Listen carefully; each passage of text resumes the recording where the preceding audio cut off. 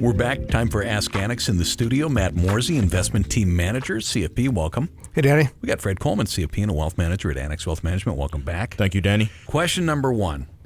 I follow, he says the name of an author who paints a grim picture of future markets. My wife says I'm paying too much attention to a doomer. Does he have credibility? So many people who are kind of follow stuff like this would probably know who this guy is. We won't say his name. Yeah. Rhymes with a motorcycle. Okay. Yeah, absolutely. And, to his credit, in my opinion, he wrote one of the best personal finance books of all time. But, when you listen to these types of people that get on, a lot of times you got to really pay attention to the facts, not get caught up in the emotional side, because a lot of times what these people say is based on emotions, or it could just be based on to get ratings or to sell their book. When we pay attention to the facts, we want to look at things like GDP, the labor market, industrial production, all those types of things, because anytime you hear these people predicting, you can go back and look at pretty much any year, just type it into Google or type it into YouTube and say financial crash of blank year. And you'll see a lot of different people pop up with different predictions. And, if you look hard enough, you'll find something, even in the best years. So I say, focus on the things that you can control, consistent investing, minimizing taxes, and just having a plan for anything that happens, that you'll be successful regardless of what the market does.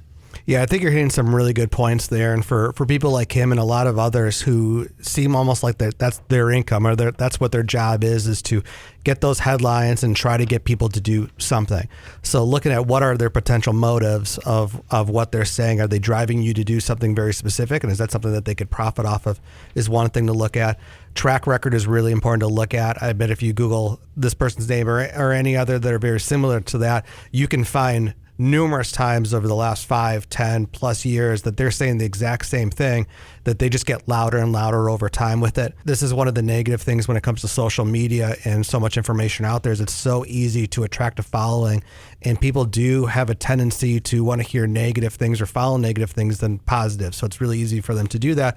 But going back and seeing when they've said this in huge bull markets where the market kept going and what they're saying does not come true is one thing to take a look at.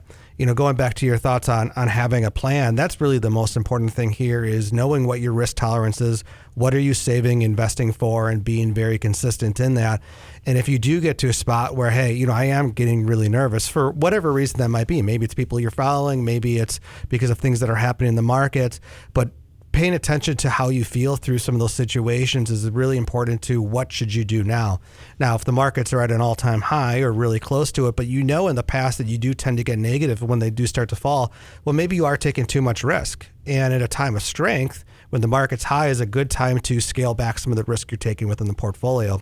Likewise, the market does fall, which no matter how much it falls, these people generally try to take credit for that market fall, even if it's 5%. They could say they called it.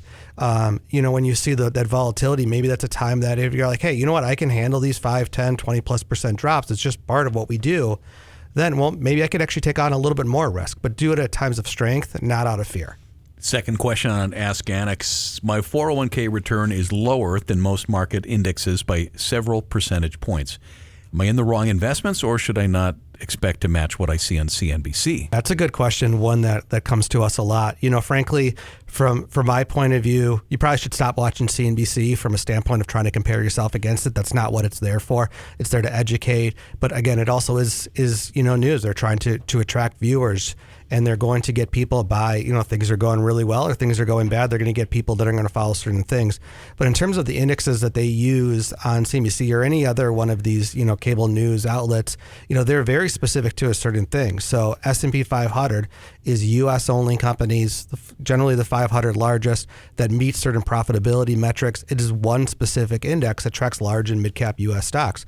What it's not capturing is international companies, small cap companies. It's not capturing fixed income. There's a lot of the market that's out there that it's not covering. So when you're watching for things like that, whether it's S&P or NASDAQ, things that are, especially if they're doing really, really well, you probably are going to be trailing them, and for good reasons.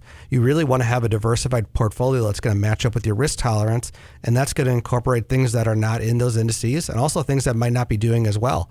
For instance, the U.S. has been outperforming, so it's going to beat international stocks for the most part. Same with large cap has been beating small cap, so you're probably not matching up to that. But as that markets pull back and small caps do better or international does better, you might actually be beating the indices at that point in time because of diversification. Yeah, and what I see a lot of times when clients bring me their 401k statement is this: they're comparing two different things. And I think you were alluding to this a little bit, Matt. So you can't compare a Hyundai to a Ferrari, right? And I have a Hyundai. There's nothing wrong with that. Maybe you need to drive a little bit slower, but the market, that may be a Ferrari. So making sure that you're comparing the right things, apples to apples comparison. And then also, I know you only have a set group of investments to look at, but it's important to have your advisor look at that and pick the best investments out of that group. And that's something we do here at Annex. Fred Coleman, CFP, Wealth Manager, Annex Wealth Management on Ask Annex. Thanks. Thank you. And we got Matt Morzy, Investment Team Manager, CFP as well. Thank you. Thank you.